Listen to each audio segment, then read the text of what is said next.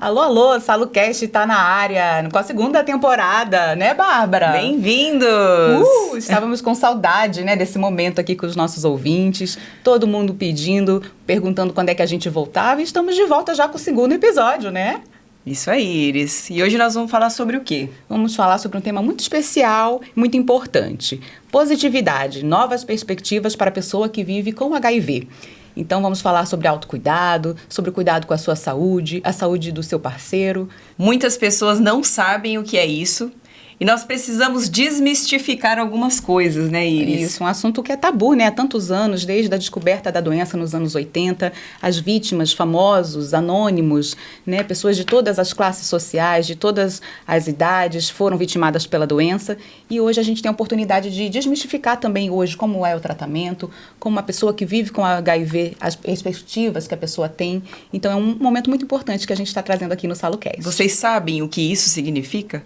Falando em autocuidado, nós queremos agradecer o Salão Milano Cabelos e Cia, que cuida de nós aqui dentro e fora do estúdio. A gente tem que falar de saúde e não é simplesmente só a mente, mas também o corpo, né? A gente olhar para o espelho e saber que nós estamos bem, que nós estamos cuidando de nós mesmos e isso externaliza o que há de dentro, o que há dentro de nós. Obrigada, meninas, por estarem conosco e cuidar tão bem da gente. Obrigada, meninas. Um beijo para vocês todas. E aí vamos falar, então, o currículo do Dr. Almir Conrado, o nosso entrevistado de hoje. Dr. Almir é médico infectologista, formado em medicina pela Universidade Estadual de Maringá, residência em infectologia pelo Hospital Universitário de Londrina, docente da disciplina de moléstias infecciosas na Universidade Estadual de Londrina e médico infectologista no Hospital Evangélico de Londrina e no ONPAR. Muito bem-vindo, doutor Almir. Bem-vindo. Muito obrigado, é um prazer estar aqui, gente. Mas é um assunto bem interessante e eu vou ser sincera, eu sou leiga nesse assunto. A gente sempre escuta, e há um estigma, né? A gente só ora para não saber mesmo o que está acontecendo. Mas eu acho que as pessoas acabam querendo ser ignorantes em relação a isso, né?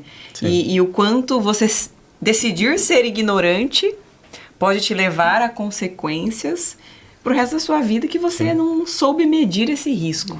Com certeza. Né? Então, às vezes você deve aparecer lá nas mídias, no Instagram, e fala, puta, esse cara eu não quero ouvir, não. Porque ele vai trazer coisas, vai me tirar da minha zona de conforto, né? E como que você, sendo infecto, abordando esse tema com seus pacientes, como que você é recebido, né, em relação a tudo isso? É um assunto delicado. Sexualidade, como um todo, é um assunto delicado.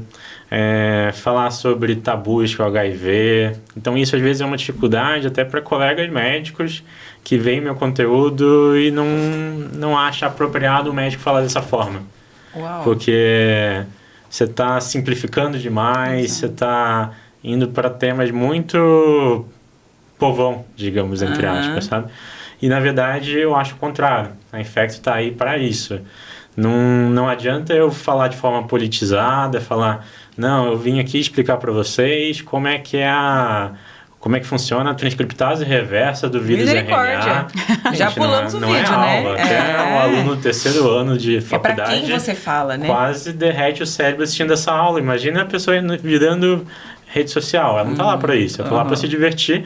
Se ela conseguir aproveitar a viagem de algum vídeo que ela tá se divertindo e se informar, ótimo. Então tem que ser leve, tem que ser acessível, tem que ser do jeito que ela entenda.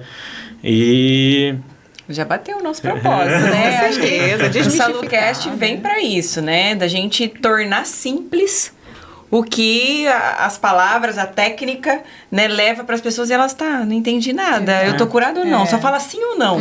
Eu fiz medicina para atender paciente, o paciente não me entende. Eu tô falando para colega, para médico, a gente não quer ser eu tô falando para paciente. Eu tenho que falar o que ele consegue entender. Poxa, tem paciente que deu diagnóstico de HIV, paciente idoso que teve diagnóstico de HIV. E ela virou e falou para mim, o que é HIV? Olha só. Uau. De onde que eu começo? Como é que eu começo essa arrepiar, conversa? Não chega? Fala, putz, que delícia eu te explicar o que é. É verdade. Sim. Seus olhos brilham agora, ó. Que é o propósito, por que você se formou, né? E eu acho que não tem vergonha nenhuma a gente entender o que é HIV, o que é HPV, qual a diferença dos dois? Eu tenho certeza Sim. que as pessoas não sabem. Sim. Então explica pra gente. O que é HIV? Bom, o HIV, se a gente for pegar de forma histórica ali, a gente descobriu realmente ele como problema de doença de saúde pública no começo dos anos 80, né? Começou a surgir ali umas pneumonias meio esquisitas no começo dos anos 80, que eram umas pneumonias causadas por fungo. E falou assim, nossa, mas não é normal esse tipo de pneumonia. A pneumonia, normalmente, pacientes têm uma imunidade muito baixa. E surgiu principalmente pacientes em homens que tinham relações com homens. Então, por isso que ficou esse estigma com a população homossexual ali nessa época. Então, em 81, mais ou menos, começaram a surgir essas pneumonias, uma doença chamada sarcoma de Kaposi, que é como se fosse um tumor que dá na pele, que também é uma coisa de paciente que tem uma imunidade muito baixa. E daí, só em 83 que descobriram que era o vírus de HIV. Foi lá na França, publicaram um artigo que descobriram. Então, de 81 que descobriram, mas que não é uma novidade, 81 tem artigo falando que tem a possibilidade de um paciente em 59 poderia ter o vírus. Até 87, que foi criado o primeiro medicamento, nós não tínhamos nada para o HIV. Era orações. Pegou a doença... Super recente, né? Se a gente for ver. Sim, 87 é ontem, né? Então, durante esse tempo não tinha nada para a doença. E o que é o grande problema da doença? Igual a gente estava comentando aqui antes, ela se aproveita do nosso sistema imune. Então, nós temos vários soldados de defesa diferentes no sistema imune, cada um com a sua função. Existe um soldadinho lá chamado linfócito T, que ele serve para combater principalmente fungos, vírus, doenças que numa pessoa com uma imunidade normal não causaria nada demais, mesmo uma toxoplasmose, que é um quadro mais leve. Num paciente com HIV, com AIDS, esse paciente tem um potencial de até falecer da doença ou ter sequelas graves. O vírus entra lá nesse soldadinho de defesa nosso e meio que controla a mente dele para trabalhar para ele. Olha só. Então... Manipulador, ele é manipulador. É um relacionamento tóxico. Então, ele controla esse soldado para trabalhar para ele e multiplicar o HIV dentro do nosso corpo. E daí ele vai, à medida que ele cansa o soldado morre. Ele invade outro, até que a gente perde todos esses nossos soldados. Então, esse que é o grande problema do HIV. Antes do HIV, nós tínhamos sífilis, nós tínhamos hepatite, nós tínhamos gonorreia. Nós temos vários relatos em cortes europeias de verdadeiros surtos de sífilis, de gonorreia, na nobreza, tudo isso. Mas você tratava e sarava. Ou, na verdade, assim, nem tratava, né? Porque não tínhamos antibióticos, tinha um tratamento... E pegando essa historinha, quando a gente descobre que o exército foi tomado? Hoje em dia, por exames, né? Então, hoje em dia avançou muito, nós temos forma de descobrir isso. Mas se o paciente não faz exame, ele vai descobrir sendo internado com uma infecção. Ele sente o quê? No começo, ele não vai sentir nada. Então, é muito comum os pacientes mandarem mensagem para mim e falar assim, estou com sintomas de HIV. Por quê? Se você colocar no Google, o que acontece? Normalmente ele tem uma relação desprotegida e ele já vai dormir com a mente muito pesada ali, pensando assim, agora já era. Certeza que eu peguei. Dá 2 dias ele começa com dor de cabeça, dor no corpo, faz uma febrinha, seja por qualquer motivo ele acha que pegou HIV. Porque se ele jogar no Google, vai ter isso como sintomas, que seria o HIV agudo. O HIV agudo, normalmente depois de poucas semanas que você teve a exposição, você pode ter o vírus se multiplicando tanto no seu corpo que dá alguns sintomas muito inespecíficos. Mal-estar, febre, dor no corpo, que parece uma gripe, uma dengue, parece qualquer coisa assim. E ele acha que ele está com HIV. Mas isso é a minoria dos pacientes, não é todo mundo tem esses sintomas. E esses sintomas estão longe de ser específicos. É igual dizer assim, dor de cabeça é um sintoma de tumor no cérebro? Mas, poxa, todos nós aqui já tivemos dor de cabeça e não era, normalmente não é. Então, a maioria não tem sintoma nenhum inicial. Ele acaba tendo sintoma quando o soldado já está muito baixo, ele pega uma infecção grave. E essa demora, isso pode ser um intervalo de tempo da exposição até você ser internado, de em média 9 anos e meio, 10 anos. É muito tempo. Eu ia te perguntar. Então, assim, o tempo pode ser muito longo. Ele toma o exército, mas demora, né? Demora. Ele fica ali manipulando, fica plantando sementinha. Os soldados relutam, né? Relutam. São fortes até. É que nós temos um exército, uma reserva muito boa. Então, digamos que uma pessoa normal tem um CD4 ali de 600, 700 no sangue. Para você ter uma infecção mesmo oportunista, uma infecção grave, normalmente é quando está abaixo de 200. O HIV ele vai caindo mais ou menos em 50 por ano. Então vai de pouquinho em pouquinho. Tem gente que progride mais rápido, tem gente que progride mais devagar, mas normalmente costuma ali ser na faixa de uns 50 por ano. Come quieto, né? Então ele come quieto. E aí muitas vezes o paciente nem consegue saber quando que foi que ele se expôs, né? Porque ele já teve vários parceiros nesse tempo. Ele pode ter passado para várias pessoas, esse que é o grande perigo. Ele não sabia que tinha, ele tem ouvido, mas ele está transmitindo. Que incrível, né? E nos anos 80, ali no início da doença, teve muitos casos de transmissão sanguínea. O pessoal que tinha hemofilia, crianças, né? Se contaminaram também por essas transfusões, né? Sim, nós não tínhamos um controle tão rigoroso como nós temos hoje de bolsas de sangue, né? Felizmente, isso evoluiu muito. Também era uma época de drogas injetáveis muito em alta. Até recentemente estou lendo aquele livro do Estação Carandiru, do Drauzio Varela. Na época, assim, dentro da cadeia, o uso de drogas injetáveis era uma febre. Então, isso disseminava muito o HIV. Então, como é uma novidade, isso acabou pegando de surpresa, não tinha tanto jeito de controle. Surto de drogas endovenosas, transfusão de sangue não era tão bem controlada. Até o pré-natal também não tinha um controle tão rígido, então tivemos transmissões verticais, que é a mãe passar para o bebê. Infelizmente, nesse período acabou acontecendo tudo isso. Uau! Muitos artistas, né, famosos, né? Eu acho que a ascensão foi quando esses casos vieram à mídia também, né? O Freddie Mercury, que anunciou quando ele já estava às vésperas da morte dele. O Cazuza, que muito tempo negou também que tinha. Tem várias entrevistas dele da época falando, eu não estou aidético, que era um termo que era muito utilizado. E acabou que depois ele revelou que estava vivendo com HIV, sim. Nós tivemos aí também o Renato Russo, nos Estados Unidos um atleta famoso, o Magic Johnson, na NBA, que anunciou aposentadoria depois de descobrir o vírus. Então, assim, foi uma pena todos os artistas que tiveram a doença, mas isso trouxe para os holofotes a doença. Sim. Então, é uma doença discriminada, uma doença de homossexual, entre aspas, de população mais pobre, mais vulnerável, e de repente as pessoas viram o seu artista tão querido falando abertamente, olha, estou vivendo com a doença. Trouxe importância, né? Sim. E uma curiosidade que eu tenho, assim, por que você fala sobre isso? Infectologia, né?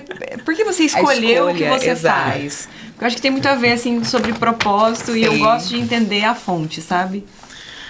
Olha, é multifatorial. Então, durante a graduação, você acaba tendo muitas dúvidas do que fazer. A maioria dos alunos de medicina entram pensando em uma especialidade e saem fazendo outra. Então, eu entrei pensando em urologia, por exemplo, e acabei saindo como infectologista. Na graduação, felizmente, tive uma professora de infectologia muito boa, que acabou sendo uma inspiração. Quem que é ela? A doutora Maria Emília, lá em Maringá. Doutora Maria Emília. E, além disso, a infectologia ela é muito ampla, isso me fascina demais. Então, assim, a cada dia eu pego doenças diferentes para tratar, pego desafios diferentes. E se é um paciente que vem com uma doença, vem num estado ruim para mim, eu trato e devolvo ele com uma qualidade de vida igual a que ele tinha antes para a vida dele. A maioria absoluta sem sequelas, sem consequências graves para a vida dele, totalmente resolvido. E eu gosto dessa capacidade de resolver realmente o problema. Além disso, depois, uma coisa que nem era a intenção inicial, mas estiver descobrindo no caminho, é a população que a gente trata. A vulnerabilidade dessa população, como a gente estava falando. Muitas vezes a população tem dificuldades, são populações mais pobres, mais carentes, e doenças infecciosas, muitas delas são evitáveis. São evitáveis por onde? Saneamento básico, vacina, exames preventivos. Uma pessoa que tem que trabalhar, que acorda às 5 horas da manhã, chega em casa 8, 9 da noite para cuidar da casa, cuidar dos filhos, tem um dinheiro ali regrado, é a pessoa que normalmente não consegue fazer esse cuidado tão bem. Não pensa em prevenção. Não consegue pensar em prevenção, não tem tempo para isso. Isso é cultural também, né? Uma coisa que eu bato o martelo em cima. Por que a gente precisa ficar doente para buscar ajuda? Sim, né? sim. Porque a gente espera o pior acontecer para falar, não, agora eu vejo que eu tenho que ir no médico. Sim. Por que a gente é assim? E não é só a população pobre. A população pobre é mais ainda. Sim. Porque eles não têm nem consciência do que é isso. E não conseguem entender. E como a gente falou, tem gente que não sabe o que é HIV. Então, trazer informação de qualidade para as pessoas, sentar do lado dela e explicar com as palavras dela. Tem um bicho aí no seu sangue que pode fazer isso, vai cair sua imunidade, pode causar isso, tá? Se a sua barriga estiver doendo, não adianta eu chegar lá e explicar com termos técnicos de faculdade. Eu quero chegar e explicar com termos que ela entenda. Perfeito. Então, isso é uma coisa que eu sempre gostei muito, de trazer uma coisa técnica, complexa, para termos simples. Tornar simples. Isso em várias áreas. E com o paciente não é diferente. Perfeito. Então, uma coisa, inclusive, que eu vivenciei em casa, uma época que minha mãe teve câncer de mama, por exemplo. E minha mãe estudou até a 4ª série. Eu sou um dos poucos na família, assim, com graduação, tudo. E ela tinha que investigar se ela tinha metástase ou não. No dia do diagnóstico, o médico falou assim para ela, você tem câncer. Mas será que não? Você tem câncer, você tem que começar quimio e rádio, tá? Tchau. Então, assim, não explicou nada, não explicou o prognóstico, que é o quê? Qual a chance de você sobreviver? O tratamento responde bem, não responde? Quanto tempo de tratamento vai ser? Cuidar desse fluxo mental, né? Porque simplesmente você jogou uma bomba e virou as costas.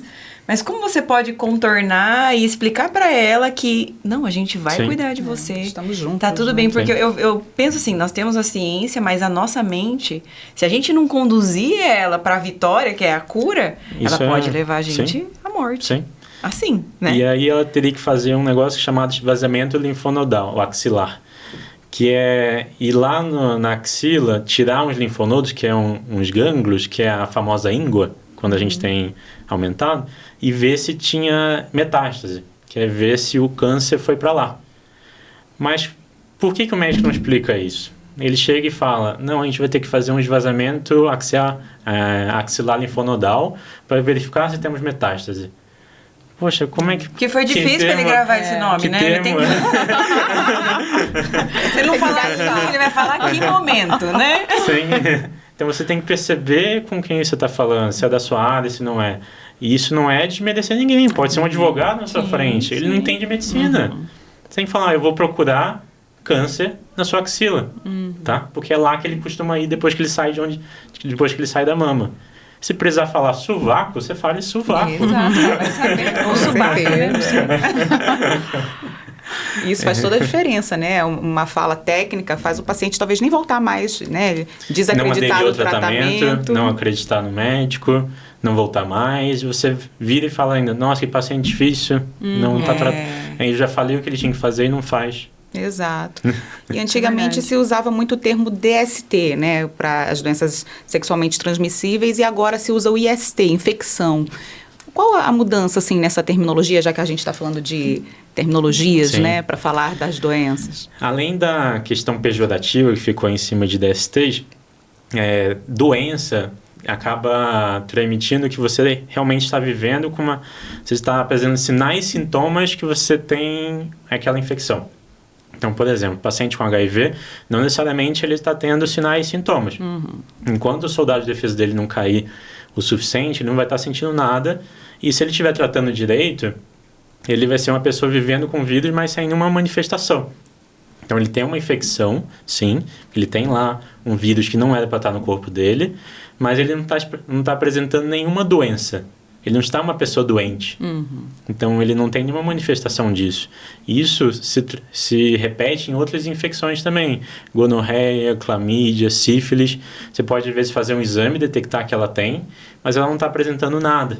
Então, ela tem uma infecção, mas não necessariamente uma doença. Por isso, essa mudança. HIV também é diferente de AIDS, né, doutor? Isso é uma diferença muito importante. E AIDS tem uma conotação também muito mais forte, o paciente falar que ele já está com AIDS, né? O HIV, hoje nós dizemos que a pessoa o exame veio positivo é uma pessoa que vive com vírus HIV. Como que a gente vai diferenciar isso de AIDS? AIDS é a síndrome de imunodeficiência adquirida. Então, aí sim, ela tem a imunidade dela tão baixa que ela está em risco de algumas infecções oportunistas. Quando que a gente vai dizer isso? Quando ela já teve uma infecção oportunista ou quando esse soldado está menor que 350, tá? Para o nosso padrão aqui do Brasil, seria menor que 350.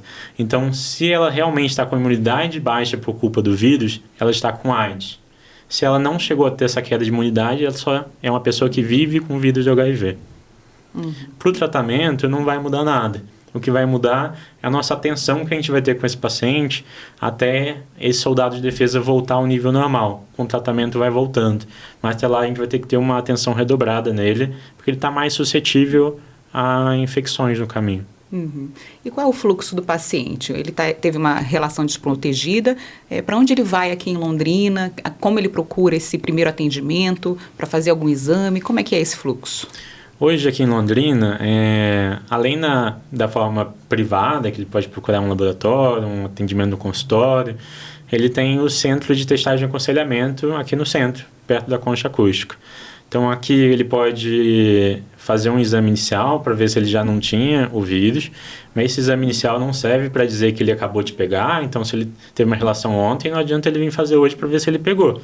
Esse exame inicial só vai dizer se ele já não tinha, porque não dá tempo desse exame detectar. Os exames evoluíram muito na detecção mais precoce. Esse tempo do paciente pegar o vírus e o exame detectar, nós chamamos de uma janela imunológica. A janela hoje costuma ser de cerca de 2 semanas para os exames mais modernos. Então, nesse tempo, não adianta você desesperar e querer fazer exame para dizer que pegou. Esperar pelo menos 2 semanas. Fica sem dormir 2 semanas. 2 semanas com aquilo martelando na cabeça na hora de dormir. Pense bem o que você vai fazer, não é mesmo? Porque 2 semanas já vai estar, nossa senhora, sacrificado. Mas, normalmente, o protocolo é fazer assim que teve exposição para dizer que você já não tinha nada. Um com 30 dias, para garantir que realmente não está em nenhuma janela.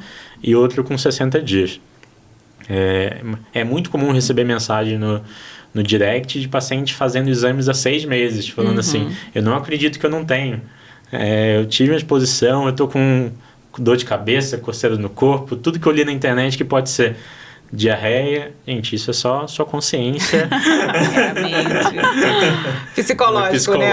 Afetou essa hora. Se o exame continua vindo negativo, é negativo. Os exames são muito confiáveis hoje em dia. Tem mais chance do exame dar um falso positivo, às vezes, e você passar um susto, ter que fazer outro exame, do que falso negativo. Os exames são feitos para não deixar passar ninguém que tenha doença. E a partir desse positivo, aí o paciente, a partir de quando ele começa com a medicação? O indicado é ele começar o mais cedo possível. Então, aí ele pode tratar pela rede pública, que também vai ser ali no mesmo local que ele fez a testagem no CTA, ou ele pode procurar um serviço privado, um consultório de infectologista para receber o medicamento. O medicamento, ele é dado totalmente pela rede pública, mesmo você querendo comprar, nem tem para comprar, ele só é dado via SUS, mas você pode acompanhar no serviço privado, receber receita lá e só buscar na farmácia do SUS, se você quiser. E mudou muito também, né, doutora? Antigamente se falava em coquetel, né, da AIDS, do AZT, e hoje como é que é? Quantos remédios são, né? Quantas vezes por dia esse paciente toma? Já teve épocas que o paciente toma mais de 20 comprimidos no dia, extremamente agressivo, tóxico, passar muito mal. Hoje o tratamento padrão é feito com 3 medicamentos, não inclui mais o AZT nesses medicamentos. Ainda existem alguns pacientes que usam AZT por alguns motivos, mas hoje são 3 medicamentos: tenofovir, lamivudina e dolutegravir. São pílulas? Pílulas, né? São 2 desses medicamentos são combinados em um comprimido só e o outro é separado. Então, são 2 comprimidos com 3 medicamentos. Ele é tomado uma vez por dia, evoluiu muito em relação a efeitos colaterais. A maioria absoluta de pacientes falam de efeito colateral nenhum. E quando tem, às vezes um mal-estar no estômago, igual qualquer remédio que a gente toma. Às vezes a gente toma um remédio, tem uma náuseazinha, tem um pouquinho de diarreia. A maioria absoluta para aí em efeitos colaterais. Diferente de alguns remédios antigamente, que tinham efeitos colaterais tão importante que quem te olhava tinha dicas de que você tinha doença. Uau. Então, tinha a chamada GIBA, que era uma gordura acumulada aqui no pescoço. Tinha lipodistrofia, que era uma distribuição irregular de gordura no corpo. Que você olhava o braço, não tinha nada de gordura, você via cada veia possível, mas em outros locais tinha umas gordurinhas. Isso eram sinais de que a pessoa vivia com HIV. Uau. Agora e aí não. tem que tomar remédio para sempre. Remédio para sempre. Mas evoluiu muito essa questão do tratamento. E tomando remédio, pode beber? Pode fazer o que pode fazer? A vida desse paciente vai ser completamente normal. Completamente normal. Tá? Hoje se estuda muito sobre o HIV na terceira idade, como o paciente idoso com HIV vive. O paciente idoso com HIV ele tem um risco cardiovascular um pouco aumentado em comparação a quem não tem. Então, esse paciente vai ter que ter um cuidado redobrado com o resto da vida dele. Então, não é hora de ter uma diabetes controlada, mais que nunca, hipertensão, obesidade. Tudo isso vai ter que ser controlado, igual, na verdade, todos nós deveríamos controlar. Tá? Vai ser obrigatório. Não tem escolha. Mas é uma vida completamente normal. E não tem restrição para nada e ninguém precisa saber o que ele usa. E você... perdão. Pode... muitas perguntas, querida. É muita curiosidade, né, Bárbara? Pode fazer. É que puxando esse gancho da medicação, né? Tem também os pacientes que ficam indetectáveis, que é quando ele faz o exame, né, da sorologia e não encontra o vírus no sangue do paciente, né? O senhor pode contar como é que o paciente chega nesse estágio? Assim que ele é diagnosticado com a doença, nós fazemos 2 exames principais. A contagem de CD4, que é o soldadinho de defesa, para ver como é que está o dele, e a contagem de carga viral. Carga viral é ver quanto de vírus que a gente acha circulando no sangue.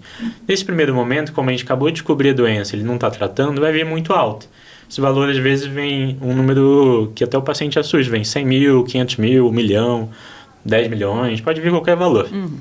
Com o tratamento, esse valor cai tanto que quando você faz o exame, o laboratório não consegue nem achar no sangue. Normalmente isso é abaixo de 40 ou 20 unidades no sangue. Quanto tempo demora para isso? Entre 4 a 6 semanas. De tratamento? De tratamento. Às vezes até antes que isso. O paciente já chega a ficar indetectável. Então é muito efetivo o tratamento. Esse indetectável é o nosso objetivo com o tratamento. Não é a cura, é ele ficar indetectável. Indetectável ele é igual a intransmissível. Então, ele não vai passar para o parceiro dele, não vai passar para nenhum companheiro que ele tiver. Ele é o companheiro mais seguro de alguém ter. Ele sabe que não vai pegar dessa pessoa. A mulher pode amamentar? Isso é uma coisa que ainda é uma evolução, mas hoje ainda é uma recomendação de não amamentar. Mas porque não existe tantos estudos respaldando isso. Mas estão sendo feitos, inclusive um estudo, se não me engano, aqui do Rio de Janeiro, sobre mostrar a segurança da mãe indetectável poder amamentar. Mas é que superar esse tabu da transmissão vertical, que é a mãe não passar para o bebê, hoje o Brasil é considerado um país livre de transmissão vertical, foi uma briga por muitos anos, uma grande luta. Então, ainda foi pecado pelo excesso nos cuidados. Então, mesmo indetectável, não vamos deixar amamentar. Mas tem como um casal programar ter um bebê, então fazer um planejamento familiar. Tem como um casal fazer um planejamento familiar. Tem como um casal passar a ter relação sem proteção, um casal que já se conhece e tudo mais. Então tem como ter essa segurança. Muito bacana. A minha dúvida era exatamente essa, né? Uma mulher que teve essa exposição e não conhecia a pessoa, de repente ela viu que estava contaminada pelo vírus. E ela encontra outro parceiro e quer criar, né, essa família, construir essa família, e como que ela poderia conduzir a vida dela para ter um filho, para amamentar esse filho, como que uma pessoa que não sabe o que é HIV e agora ouvindo a gente, todos os sintomas, está passando um filminho talvez na cabeça dela de, meu Deus, será? O que eu preciso fazer? Testar. Então, o grande medo dos pacientes é fazer exame, porque se você não faz exame, você não está sentindo nada, eu não estou doente. Quem não procura não acha. Quem não procura não acha. Então, nós recomendamos, quem tem uma vida sexual ativa, tem que ter pelo menos uma vez por ano um exame de HIV, um exame de outras infecções sexualmente transmissíveis. Porque quanto mais cedo você detectar, mais cedo você vai começar a tratar e não ter consequência nenhuma disso. você fechar os olhos não vai fazer com que não esteja lá. E tem que diagnosticar cedo e começar a tratar cedo. Esse é o grande caminho. Lógico, além disso, a prevenção. Então, é preservativo. Hoje nós temos outros métodos também, como a PrEP. Então, nós temos vários meios de evitar que esse paciente adquira. Mas se, infelizmente, aconteceu, nós não estamos lá para julgar, para dizer assim, olha, você deu bobeira, fazer um discurso, julgar, fazer ele se sentir mais mal ainda. Pelo contrário, aconteceu, o que a gente vai fazer daqui para frente? Tratar. Vamos correr atrás. Eu queria muito que o senhor explicasse a PrEP. Tem a PrEP e a PEP. Tem a PrEP e a PEP. Isso. Se o senhor puder explicar para os ouvintes, isso é muito interessante. A PrEP é a medicação para quem não tem HIV, mas que sente que está passando por situações de exposição. Então, pode ser no caso de um estupro. Aí seria a PEP. Ah, tá. Então, a PrEP é assim, o paciente chega no consultório e fala assim, acontece de eu ter relações sem preservativo, tá? Já tentei ter, se eu falar para você que eu vou passar a usar, toda vez eu estou mentindo, eu saio para uma festa, ou às vezes eu tenho um parceiro que ele, na hora H, ele fala, eu não gosto de preservativo e acabo cedendo. E esse paciente está passando por situações de exposição. Não vai adiantar eu só rezar mais um sermão para ele, devolver ele para a vida dele, ele vai voltar um dia com HIV. Então, esse paciente teria indicação de PrEP. Ele toma uma medicação contínua, é uma das formas de tomar, ou existe a sob demanda também, que é só quando ele vai ter relação, e ele se previne do HIV. É uma medicação que só previne do HIV, não previne para outras STIs. A recomendação vai ser, ele continua sendo ele usar preservativo e outros métodos.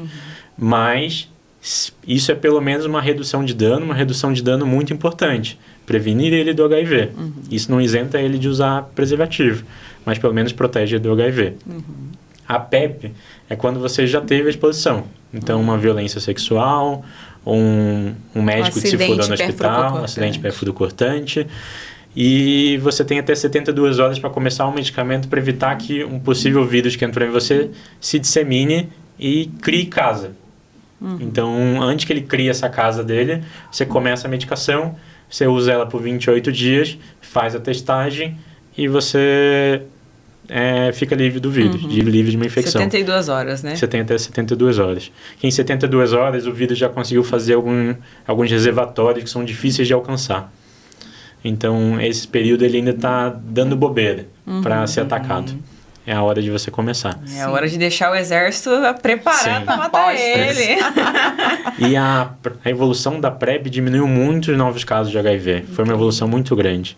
É uma coisa muito recente. Aqui nós falamos em PrEP aqui, mais ou menos desde 2020 para cá. Nossa. É uma coisa muito recente.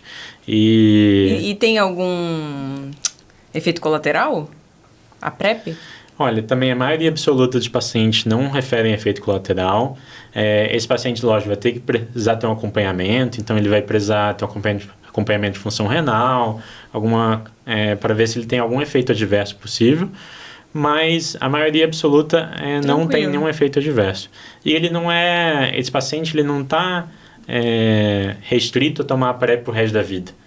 Na hora que ele falar assim, não, agora eu estou com um parceiro, a gente fez testagem, a gente confia um no outro e dá para eu parar a PrEP um período. Ou, não, eu vou passar esse mês, eu estou tranquilo, não vou sair para lugar nenhum, não vou ter relação sexual com ninguém, eu vou parar a PrEP. Ele pode ter essas pausas na PrEP, diferente de um paciente que tem HIV, que ele vai ter que tomar Ele pode começar e parar a hora que ele quiser. Sim. Ele só não pode ter relação nessas pausas, sim, porque ele vai estar protegido. Mas ele pode parar e começar a hora que ele quiser. Então, essa flexibilidade também ajuda muito a ele não ter efeitos colaterais da medicação a longo prazo. E esse medicamento o SUS fornece também? SUS fornece. Ele pode ter a receita num consultório privado ou marcar uma consulta pelo SUS para ter acesso. É incrível, né? O SUS, em relação ao tratamento da AIDS no mundo, como é que isso é visto lá fora? É considerado realmente um dos maiores tratamentos, os melhores do mundo? Como é que a gente está em relação ao tratamento do câncer? O acesso nosso aqui é muito avançado, assim, em relação a o paciente ter o diagnóstico hoje, ele marca uma consulta comigo hoje, e se ainda não deu 5 horas da tarde, ele passa aqui e pega a medicação hoje. Olha só.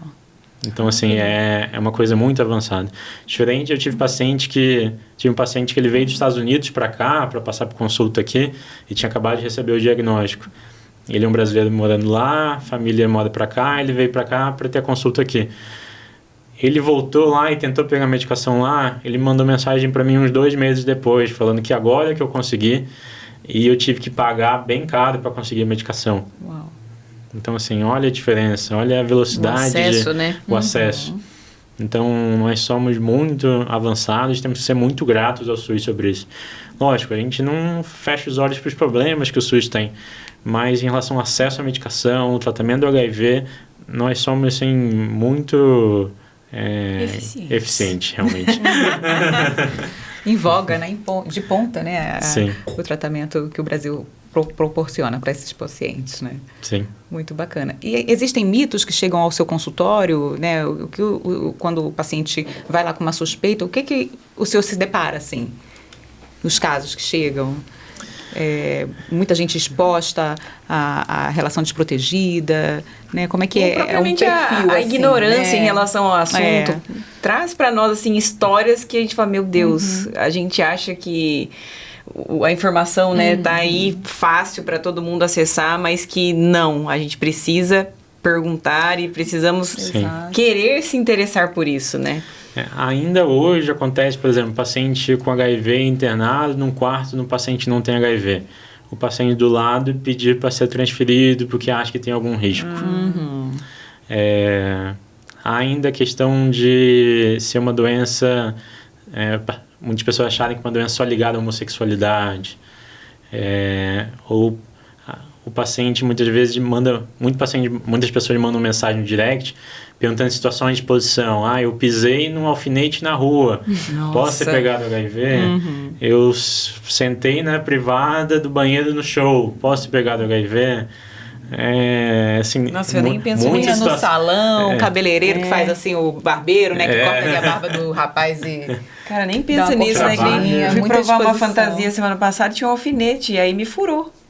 E agora, será que eu tenho que fazer o teste? Porque a gente não pensa nisso. Então, assim, não é fácil você ter uma contaminação por uma situação assim. Até falando num médico no hospital que acabou de pegar uma seringa e puxar o sangue.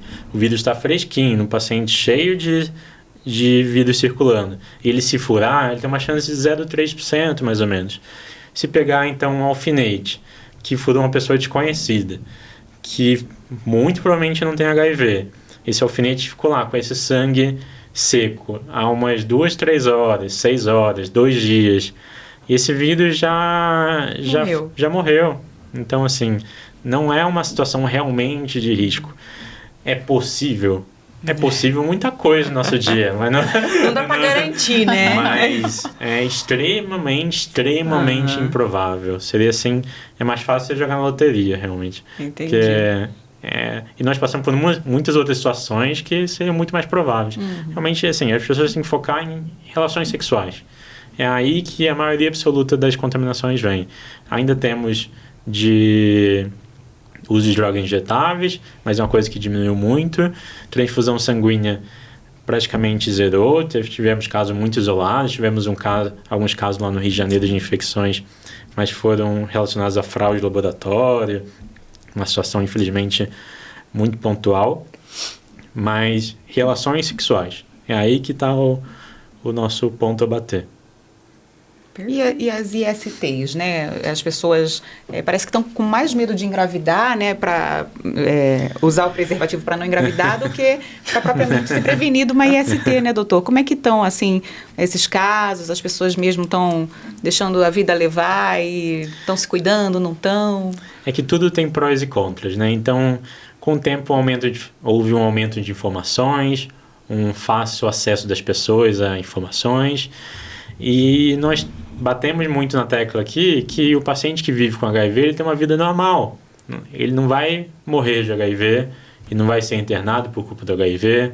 Se ele pegar uma sífilis hoje, ele vai ser tratado. Se pegar uma gonorreia, ele vai ser tratado. Hepatite C, hoje em dia também é muito mais acessível à cura. E isso, nossa, ótimo. Tiramos um pouco do estigma, ainda existe, mas tiramos um pouco daquela visão, peguei, agora é o fim da minha vida, mas aí também trouxemos um conforto. Se eu pegar, não é tudo isso, né? E não é bem assim, poxa, nós estamos falando que vai ter uma vida normal, vai ter uma vida normal, mas você vai ter que usar um medicamento, vai ter que ter um acompanhamento, ainda existe o estigma social, não é para você se expor por isso. Então, isso é uma dificuldade ainda da gente equilibrar, trazer informação de que a cura hoje, ou o controle, no caso do HIV, é uma coisa mais acessível, mas trazer o paciente que não é por causa disso, que é para ele relaxar totalmente também. Tem que se cuidar, né? Sim. E daí virou isso que vocês comentaram, né? Parece que só engravidar que é o problema. Se eu pegar uma doença, eu trato. E principalmente para essa população mais jovem que não viveu, né? Esse boom da AIDS, não viveu ali os anos 90 e tal. Sim. Só pegaram a fase de pessoas que estão tratando e ficando bem. Exatamente. É uma loucura, assim, né? Sim. E há casos também de pessoas que têm o vírus e ficam meio que disputando ali quem elas conseguem infectar, né? Há muitos mitos, muitas histórias, assim, que circulam, né? Dentre as relações entre as pessoas, né? E quais as perspectivas do tratamento da AIDS, assim, para o futuro? Há a possibilidade de uma possível cura? Como o senhor da ciência, da medicina, vê essa questão? Então, hoje nós temos já no mundo cerca de 7 pessoas curadas, algumas aí ainda em comprovação de cura, além dessas 7. Mas essas 7 curadas, muita gente nem sabe que existem essas 7 curadas, foram por um processo muito agressivo. Foi um transplante de medula óssea. As 7 tiveram leucemia, então elas precisaram receber um transplante de medula óssea. E lá em 1997, mais ou menos, nós descobrimos que algumas pessoas não têm o local que o vírus se encaixa no nosso corpo para ele invadir esse soldadinho nosso e manipular ele. Então, algumas pessoas são naturalmente resistentes ao vírus, ou pelo menos mais difícil dela adquirir, que existe até um outro local do vírus se encaixar, mas esse é o principal. Se ela não tiver esse, dificulta muito a vida do vírus. E aí teve um paciente chamado paciente de Berlim, que era um americano, na verdade, o Timothy Ray Brown, que ele pegou leucemia, ele foi diagnosticado com leucemia e precisou receber um transplante de medula óssea. E daí o médico dele, oncologista, leu esse artigo das pessoas que eram resistentes e falou assim: Timothy, se a gente aproveitar que você vai ter que receber uma medula, a gente pegar uma medula óssea de alguém que tem essa resistência, vai que você fica curado do HIV. E foi transplantada essa medula para ele, e ele ficou curado realmente do vírus, mesmo sem usar a medicação do HIV. Então ele foi o primeiro paciente curado do vírus ali perto do começo dos anos 2000. Depois disso nós tivemos mais 6 pacientes, tivemos infelizmente outras tentativas frustradas, pacientes que não ficaram curados ou que mesmo foram a óbito, porque é muito agressivo todo esse tratamento da leucemia, radioterapia, quimioterapia. Começar a colocar uma medula óssea nova no seu corpo é zerar totalmente a sua imunidade, começar do zero. Então isso é muito mais agressivo do que tomar remédio para o HIV. Mas tivemos sim esses pacientes curados. Isso não é uma opção hoje em dia de você fazer só porque você quer fazer, é só realmente nas situações pontuais. Mas temos outras linhas de pesquisa para evoluir com essas tentativas de cura. Nós temos grupos aqui em São Paulo, evoluindo com um grupo de pesquisa. Tivemos um paciente, inclusive, em São Paulo, que foi quase declarado curado. Ele ficou mais ou menos ali uns 2 anos indetectável, mesmo sem o tratamento, com uma tentativa de tratamento alternativo que foi feito. E nós temos terapias genéticas, que seriam um jeito de manipular o nosso DNA, o DNA do vírus para dificultar a vida dele e alcançar a cura. Nós temos tentativas de formulações de vacinas, terapias imunológicas, que você injetar soldados produzidos em laboratório, soldados de defesa produzidos em laboratório direto no seu organismo. Então, nós temos várias linhas de pesquisa em desenvolvimento. Então, isso é uma coisa que é muito pesquisada. Existem várias teorias de conspiração que ouvimos, né? Não é o interesse da indústria farmacêutica alcançar uma cura. Com certeza já tem, eles que não querem publicar. Nós trabalhamos no Hospital do Câncer e tem a mesma coisa para o câncer, né? Mas o vírus do HIV, ele é um vírus muito inteligente, assim, entre aspas. Ele tem vários jeitos de modificar, ele não é não é... Todas as pessoas do mundo não têm exatamente o mesmo vírus. E tem pequenas modificações que dificultam muito você criar uma cura mundial. Então, essa que é a grande dificuldade. E quando criar, que cura que seria alcançável para toda a população, financeiramente falando, tecnicamente falando. Então, tem muitos desafios aí nesse processo. Mas é uma coisa muito estudada. Essas pessoas que são resistentes ao vírus, é algo genético? É algo genético. Que elas descobrem isso com exame de sangue? Elas podem fazer um genoma, um exame genético para detectar isso, se elas quiserem. E são raras essas pessoas? Mas foi feito para pesquisa só. Ela é mais comum em caucasianos, em brancos europeus, então mais ou menos 2% da população. Eu acho que no Brasil é algo perto de 1 e pouco por cento da população, se não me engano. Pouco, né? Uma estimativa, né? Bem raro, né? Os heróis, né? E aí a pessoa descobre que ela tem essas células mutadas quando ela já se expôs muito, não se infectou, e aí ela vai procurar o serviço e descobre. É isso, mais ou menos? Na verdade, a maioria não vai descobrir, né? Ela vai nem achar, descobre. Ela vai achar que foi sorte, né? Que ela não pegou até hoje. Tem isso, foi descoberto verdade. por acaso, por estudos, e porque viram que, poxa, tem populações que eram muito expostas. Então, uma mulher trans profissional do sexo. A predominância de HIV nessa população é muito alta. Mas tinha pessoas que eram muito, muito, muito expostas e nunca pegavam vírus. Então, o que será que temos aqui? E foram fazendo estudos genéticos com as populações e viram que ela tinha essa falta desse encaixe para o vírus. Por que tem essa falta desse encaixe? Aí foram ver no genoma dela, nos genes dela, e faltava essa parte do gene para esse encaixe. Olha só. Muito engraçado. Muito interessante isso, né? As células, né? Enfim, né? Não, é a informação toda. Incrível, assim, né? Até essa semana a gente estava estudando um pouco sobre transplante de medula óssea, o TMO. O quanto o corpo humano é inteligente, né? A gente está brincando aqui de soldadinho, né, e tal, mas a gente tem essa máquina, que eu não falo nem que é máquina, porque é muito mais do que uma máquina, mas que a gente também precisa saber fazer a manutenção preventiva, né, de tudo isso. E para mim foi muito interessante ter essa aula, porque sou extremamente leiga, né? A gente só ouve os noticiários, a problemática, os riscos, mas a gente poupa, né? Que nem a gente estava conversando aqui, sentar para vamos realmente entender, vamos levar essa informação para quem precisa, para que não deixar que a informação chegue tardiamente. E isso aqui é um assunto muito importante, né? Então, só tenho a agradecer a sua visita aqui para nós. Foi muito bonito enxergar o seu propósito, né, que eu sei que vem muito ali das raízes, né, da sua família, todas as dificuldades que a sua mãe passou em relação ao câncer. Acho que despertou toda essa técnica em você, porque você entende muito do assunto, mas fala com simplicidade. Eu entendi você. Fico feliz. Porque a gente não é médica, né? Eu sou arquiteta, a Iris é jornalista, mas a gente está nesse meio da saúde.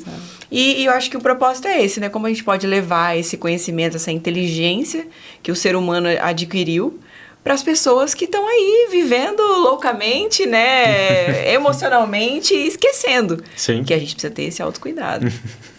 Viver, né? É isso, né? Viver, ter liberdade, mas com consciência, com prevenção, com autocuidado, né, doutor? E qual a mensagem que você deixa para o paciente, para essas pessoas que estão com medo de fazerem o teste, para quem vive com HIV? A gente tem uma câmera ali, se você quiser falar diretamente para o nosso antes público. Dele dar a mensagem dele, não sei se você sabe sobre esse tijolo aqui. Isso aqui é um símbolo para nós. Eu sou da área da construção, né? A Iris, ela traz os recursos para a gente conseguir subir as paredes, então ela também é da construção. E o nosso projeto é Saúde em Construção. Então a gente traz esse tijolo como um símbolo de que cada pessoa que vem aqui, ela traz um tijolo, né? Ela traz essa bagagem, base, né, para a gente construir uma parede de informações, de saúde, e a sua mensagem com certeza vai tocar a quem precisa. Então, pensando, você vai deixar a sua marca registrada nesse tijolo, porque um dia a gente vai construir uma parede com eles, de todas as pessoas que vem aqui conversar com a gente e contribuir com o nosso projeto, porque eu falo, eu e a Iris sozinha, a gente vai ter um limite de assuntos, né?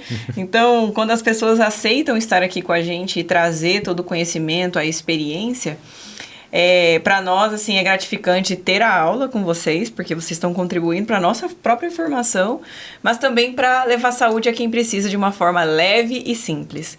Então, deixa a sua mensagem, eu dei tempo para você pensar. Encante as pessoas que nem você encantou nós com toda essa experiência. Muito obrigado, foi muito agradável esse bate-papo aqui com vocês hoje, fico muito feliz. Obrigada, doutor. E é você em casa aí que está com medo de ter adquirido o HIV, ou de que adquiriu o HIV e não sabe como vai ser sua vida daqui para frente, pode encarar com força, com determinação. O seu médico está te acompanhando, ele está ali para te ajudar, não para te julgar.